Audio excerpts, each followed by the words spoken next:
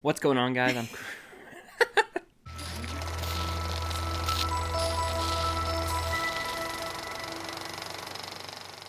What's going on, guys? I'm Chris, and welcome back to another video. Today, we're talking about messy hair. We're talking about the Falcon and the Winter Soldier episode 3, full spoiler talk. So if you've not seen the episode, definitely go watch it. Then come back for our review and thoughts. But spoilers in 3, 2, 1. Cam, what'd you think of the episode? What an episode. Easily the best of the show so far, in my opinion. They keep getting better and better, and that's how shows should go. Every episode should be better than the last one. Each one is a stepping stone toward the end, and it feels like we're just finally getting into like the second act of the movie. And there's a lot of meat, a lot to talk about with this episode. Some awesome action sequences, a lot to do with characters that we've seen in the MCU so far. I really did enjoy this. And one key part of this episode that enhanced it, in my opinion, was seeing Zemo. He gets broken out of prison in a really cool sequence. I like the way that it was acted out, where Bucky's kind of talking to Sam, and then it shows how it played out. I love when it was very funny. Yeah. Even before all that, the very first thing we hear Zemo say is the trigger words. Yes. I was like, from the Notebook. I was like, shut up. I think literally in an instant replay of the live, it literally is me going, shut up right now. Yeah. Weren't there so many great callbacks to like fan service moments for Falcon and Bucky? Where do we start? Right. Yes. He's right before the title sequence pops up. Sam goes, "Where do we start?" And then great callback to the end of the Winter Soldier. Later on, he gets in the backseat and he's like, "You're not gonna move your seat up, are you?" And Bucky's like, "No." So many of those great moments that just add to these characters, making them one of the better, if not the best duos currently in the MCU, in my opinion. Of course, though, once Zemo's broken out of prison, they go to Madripoor. We're introduced to new characters, and they die. For example, I think her name is Selby, which is a weird name. Shelby without the H. Dead. She dies, and we think she's going to be a critical role. And then there's this massive action scene where Bucky is acting like he's the Winter Soldier. I know Cam liked that. You get a lot of really cool shots where he beat people up. Yeah. It was cool to see, and it was funnier to see Sam as, what was his name? Smiling Tiger. Smiling Tiger. And he had to take that nasty shot of the snake guts. Yeah, repulsive. And Bucky was like trying not to laugh. Yeah. So there's a lot of great comedic bits in there, but the intensity was very high. Bucky single-handedly bodied like 8 people. Yeah. By himself. He was kicking ass. It was really cool to see. He really tapped into his Winter Soldier training. I enjoyed seeing it. He did a great job of acting like he was still the Winter Soldier. Yes, he did. And then the scene where Sam answers the phone call from his sister. My butt was clenched. Am I allowed to say that? Yes. I was like, we see Sharon. Not long after, she comes in and she kicks some ass. Yeah, we got a shirtless scene of Sam. Yes, we did. He looks good. The obligatory male Marvel lead character shirtless scene happened in this episode for Sam. Bucky already had his, but we got one for... it wasn't enough. They gave Sharon a lot of character, which is really cool. She's kind of a, excuse my language, she's kind of a but in a good way.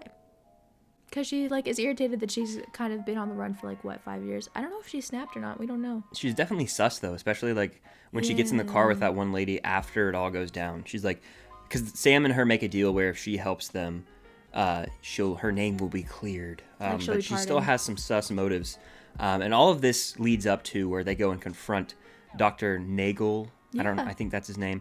And you nail his extremely specific name. Yeah. You're like, I don't know, I think that's his name. I think that is. They go and confront him and he actually dies. He doesn't last very long. But what we do discover is he got dusted away, and before he got dusted away, he was working with Hydra to develop these super serums. And he didn't finish this, but then the CIA took him on. Mm-hmm. Yes. And they used samples of Isaiah's blood. Mm-hmm. Which I literally said at the very beginning of the episode. I was like, how do we not call this last week?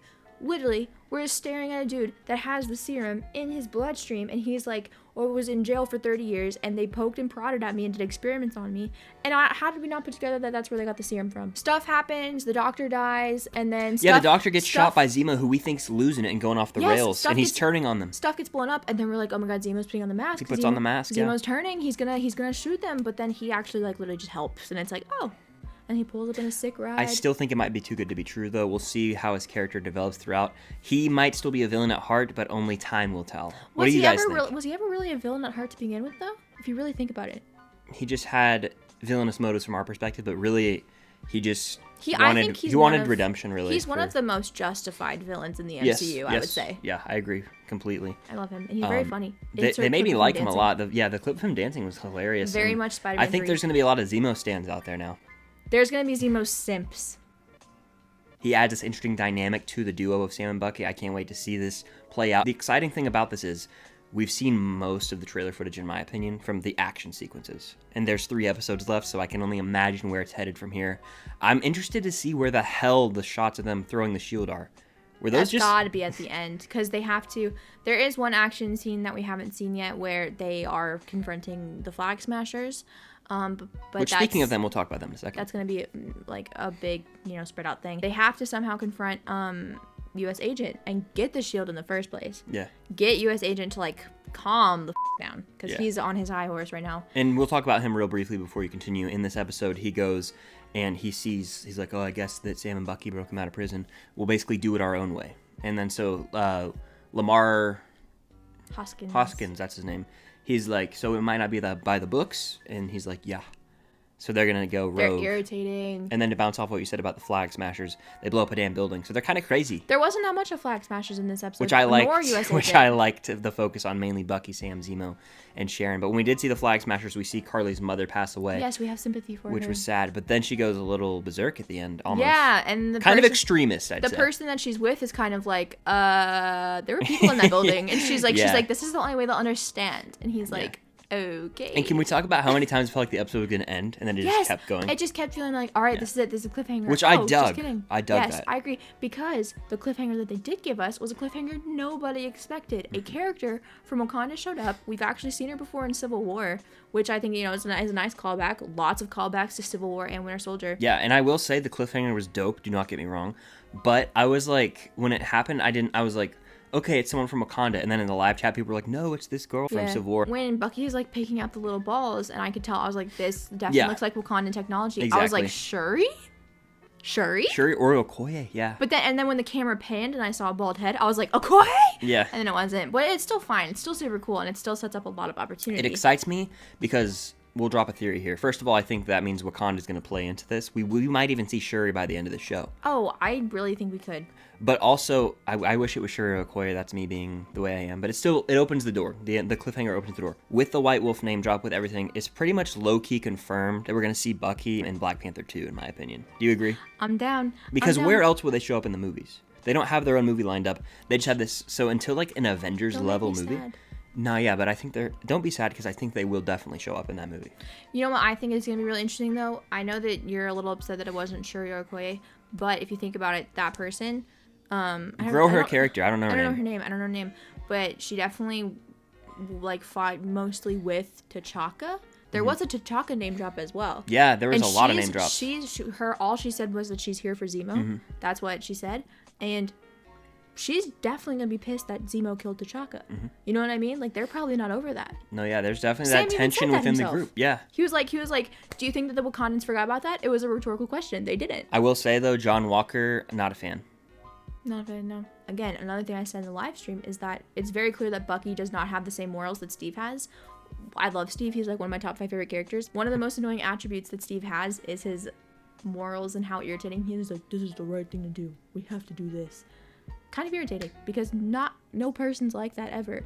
Bucky literally helped break Zemo out of jail. Bucky's clearly fine with like doing wrong things if he needs to. Like in the first episode where he stuck the thing under that car and like drove it around or whatever that was. He doesn't have the same morals as Steve, but I dig that. It makes him more of a human character to me. And yeah, they're definitely growing Bucky's character. I'm excited to see where he ends up when the show ends. We're halfway through the movie, folks. We only got 3 episodes left, but each one's going to be a banger. Did you call it a movie on purpose? Yes. Okay, good. We're halfway through the movie because it's like a 6-hour movie. I'm fulfilled. I can wait a week now. I got enough substance here to be fulfilled and satisfied with a cliffhanger. Oh, can I say something? You don't have to put this in the video. One thing that I'm thoroughly enjoying is the fact that the episodes pick up where the last one left off. The day doesn't reset. Nothing like... Because in WandaVision, everything just, like, reset the next day. It left off, like, after the Halloween episode, she just woke up the next day. Yeah. And we didn't get to see anything. But episode 2, left off with Zemo, picked up with Zemo. It's like an actual good TV show. Shots may have been fired. I'm sorry. Attack me. But yeah, that's going to do it for our review / spoiler talk on the Falcon and Winter Soldier episode 3.